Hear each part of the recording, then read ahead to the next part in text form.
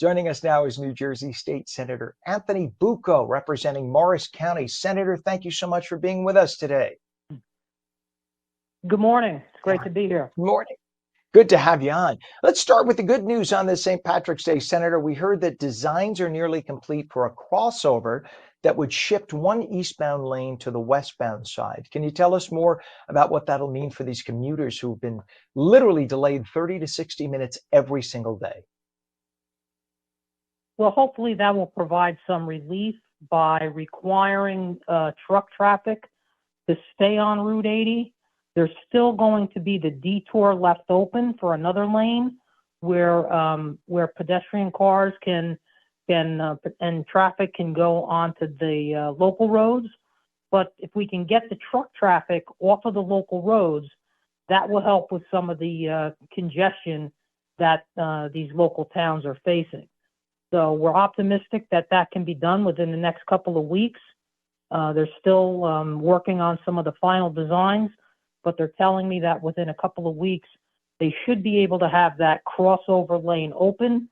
And again, that would take the truck traffic off of the local roads, which will be a welcome relief, not only to the local businesses in that area, but also to the commuting public.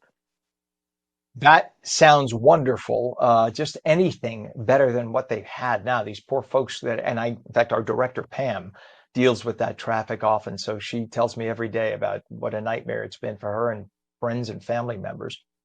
This sounds like a very good practical solution, but I understand this will still take about 2 weeks to complete once the design is finalized. So why that much of a holdup? Why can't they just detour people right away? Well, the problem is that, they are still doing drilling out there to determine the extent of the problem. Whoever the genius was 70 plus years ago that designed Route 80 over a bunch of mine shafts, if we could find that person today, there'd be some great questions to ask. But, now we've got to deal with the problem and move forward. And the problem is that you've got to be able to identify the extent of these mines. And the only way to do that is to continue to drill in those areas and then grout those drill holes.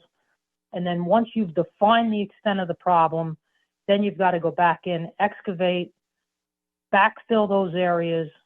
They need engineering work for the major sinkholes to be able to get the concrete in there to stabilize the base. Then they've got to come back in and mill and pave the roadway. So you're still looking probably at about a 2-month period before the road is completely reopened.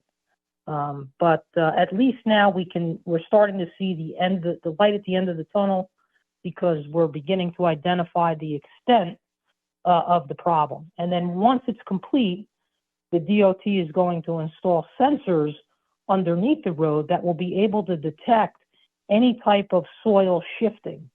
And that's a good thing, because then we'll be able to get some advance notice if there's any future problems.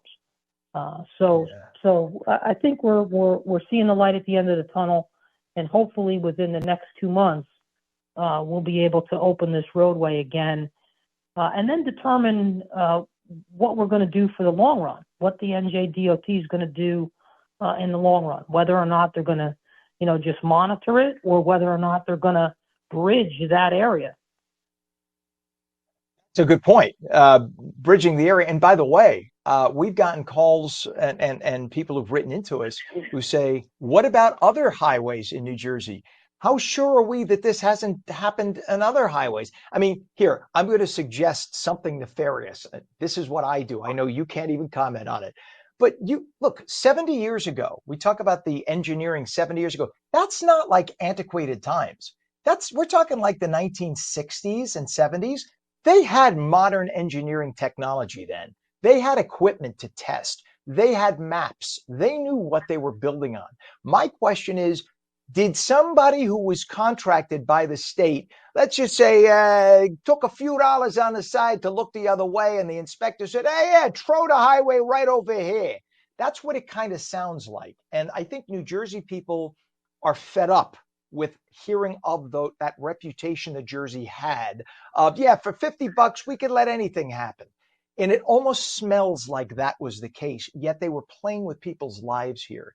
I know that, as you said, that person is long gone, but surely somebody's signature has to be somewhere on paperwork from then.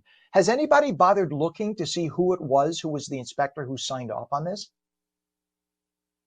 Well, I don't know if they have. I mean, obviously, our main focus is getting that road reopened, and and that's really what we've got to focus on for now. But I do think somebody should go back and try to figure out who the supervising engineer was on that project and make sure that anything like this never, ever happens again.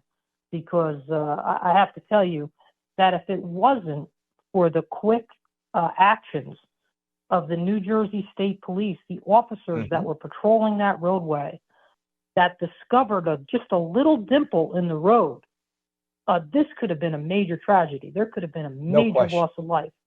No And question. I was out on the road with the commissioner. I was out on the Go road ahead, with the Senator. commissioner when they first discovered the dimple. And I can tell Yeah. you, I walked down Route 80 after they had shut it down. And if he didn't point to the spot in the road that they found, I would have walked right by it. So Right. these officers were so alert to the conditions on that roadway that they spotted this dimple and they averted the potential for a major, major, major tragedy. There would have been certainly a loss of life if that hole would have opened up as a tractor trailer went over it or she had a car. Well, Senator, I'm hoping two things happen when we get this reopened. And thank you for your efforts to do that. I'm sure everybody appreciates it. The two things that I hope happen when all is said and done. Number one, we do honor the state trooper or troopers who discovered this, and we give them some kind of commendation or award because they did, no question, they saved lives by doing this. No question. There's no way somebody could have survived a 40-foot hole. They would have been dead. That's number one. And number two, please talk to your colleagues in the state Senate and across the way in the state Assembly and have some hearings. You need to have hearings to get to the bottom of who this was. It could have just been accidental, could have been innocent. Doesn't look like it, though. That's just my personal little old opinion. And we have to make sure that it can never, as you said, never happen again. But the only way to do that is with some accountability as to who the engineering firm was in the 1960s and 70s. May very well be in business to this day. And we have to hold them accountable for what they did and the millions and millions of dollars they're costing the state and the potential loss of life they could have caused. And I think you have to have hearings to find out about that. Senator Bucco, Anthony Bucco, New Jersey State Senator, thank you so much for joining us this morning. Please don't be a stranger. Come back. We'd love to talk to you more about this once this is all opened up. Appreciate it. Thanks for putting the highlight on this. You bet. Thank you for coming on St. Patrick's Day and enjoy your day.